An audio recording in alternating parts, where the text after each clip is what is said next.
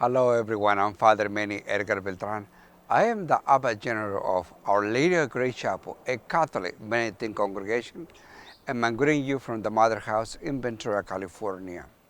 Today, we are on the fifth Sunday of Easter. That's right, Easter has not ended yet. We still have 3 more weeks of Easter celebrations. But today we're going to share today's gospel. Let's take a listen.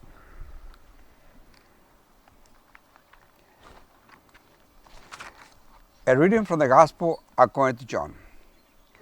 Jesus said to his disciples, I am the true vine, and my Father is a vine grower. He takes away every branch in me that does not bear fruit, and every one that does, he prunes so it bears more fruit.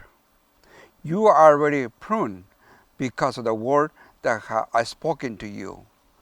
Remain in me as I remain in you. Just as a branch cannot bear fruit on its own unless it remains in the vine, so neither can you unless you remain in me. I am the vine, you are the branches. Whomever remains in me and I in him will bear much fruit. Because without me you cannot do nothing. Anyone who does not remain in me will be thrown out like a branch and wither. People will gather them and throw them into a fire, and they will burn. If you remain in me, and my words remain in you, ask for whatever you want, and it will be done for you. By this is my Father's glorified, that you bear much fruit and become my disciples. The Gospel of the Lord. My brothers and sisters in Christ, in today's Gospel, it offers the allegory of the vine and the branches. Christ is a true vine. We are the branches, and the Father is a vine grower. What a beautiful way of God choosing us to be part of His vineyard. In another part of the Gospel it says, you have not chosen me, I have chosen you from the beginning of time.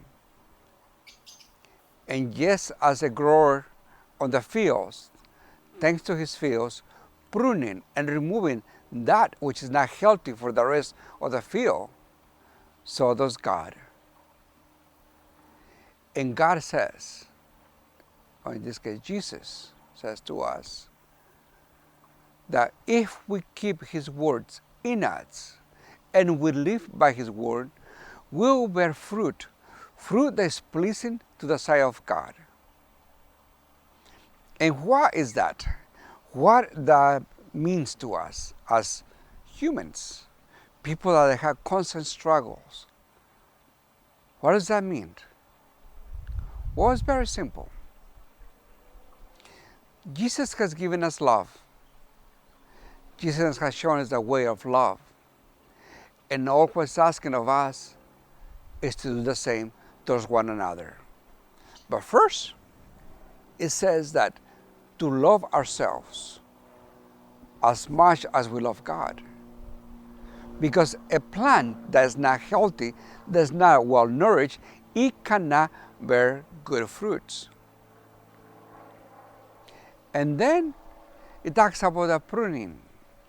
How God prunes our lives so that we could become a better fruit for the vine of the Lord. How does God prune us? Well, by showing us through scripture, prayer, meditation, contemplation, and by our interaction with others, what needs to be removed from our lives, what is holding us back.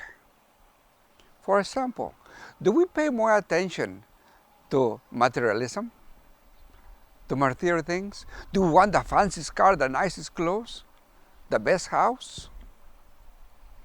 Do we put that above charity, above love, above compassion? Or are we grateful for what we have And we use those means to better ourselves and better our community. Because if we're not doing that, Jesus said that God will come and prune all that what is around us that's holding us back to become that person we're destined to be in God's grace. God is giving us a moment of grace to change our lives for the best through service towards one another. What a beautiful allegory Jesus presents us on today's gospel.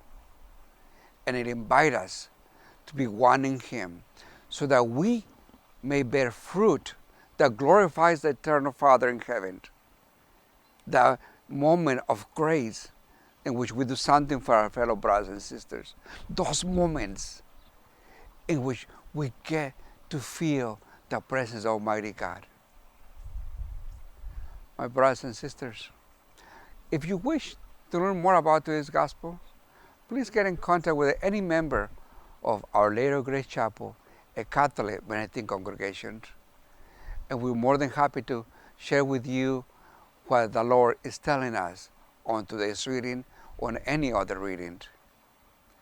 And know that you've been chosen from the beginning of time to bear fruit that's edifying for you, for your family, for your community.